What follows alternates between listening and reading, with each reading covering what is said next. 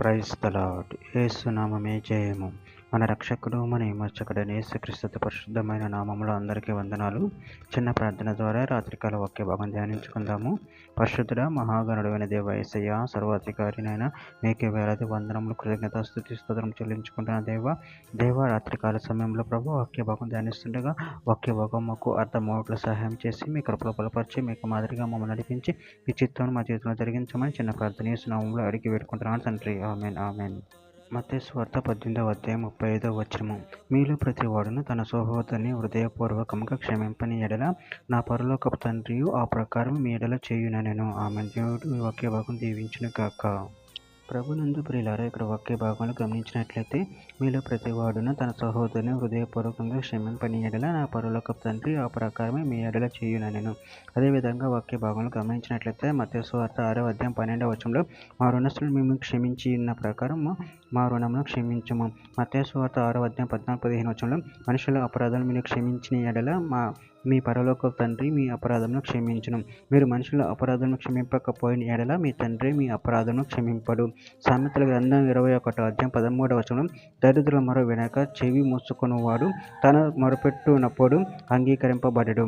లూకాసు వార్త 6వ అధ్యాయం 37-38 వచనంలో తీర్పు తీర్చకుడి, అప్పుడు మిమ్మల్ని గూర్చి తీర్పు తీర్చబడదు. నేరము మోపకుడి, అప్పుడు మీ మీద నేరము మోపబడదు.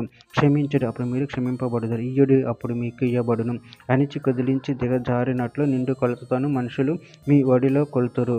మీరు ఏ కొలతతో కొలుతారో ఆ కొలతతోనే మీకు మరలా కొలవబడునని చెప్పెను. యాకోబు రాసిన పత్రిక 2వ అధ్యాయం 13వ వచనంలో కనికరం చూపని వాడు కనికరం లేని తీర్పు పొందును.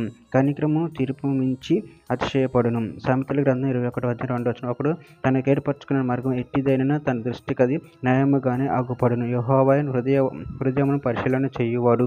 మత్తయి సువార్త 5వ అధ్యాయం 22వ వచనం, నేను మీతో చెప్పినదేమనగా సహోదరుని మీద కోపపడు ప్రతివాడు విమర్శకు లోనగును. తన సహోదరుని చూచి వ్యర్థుడని చెప్పువాడు మహాసభకు లోనగును. ద్రోహి అని చెప్పువాడు నరకాగ్నికి లోనగును.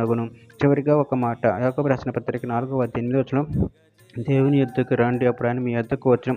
పాపులారా మీ చేతులను శుభ్రం చేసుకోండి, దీమనస్కులారా మీ హృదయములను పరిశుద్ధపరచుకొనుడి. ఆమె. దేవుని వాక్య భాగం దీవించిన కాక చిన్న ప్రార్థన చేసుకుందాము. పరిశుద్ధుడ, ప్రేమ కలిగిన దేవ యేసయ్యా, మీరు ఇచ్చిన వాక్యదానాన్ని బట్టి కృతజ్ఞతలు చెల్లించుకుంటున్నాను తండ్రి. నేను మా పొరుగులను క్షమించే గుణమును బుద్ధిని మాకు దయచేసి మీ ప్రేమలో మమ్మల్ని బలపరిచి స్థిరపరిచి మీకు మాదిరిగా మమ్మల్ని నడిపించి మీ చిత్తాన్ని మా జీవితంలో జరిగించమని చిన్న ప్రార్థన ప్రభువు యేసుక్రీస్తు పరిశుద్ధమైన నామములో అడిగి వేడుకుంటున్నాను తండ్రి. Amen amen amen.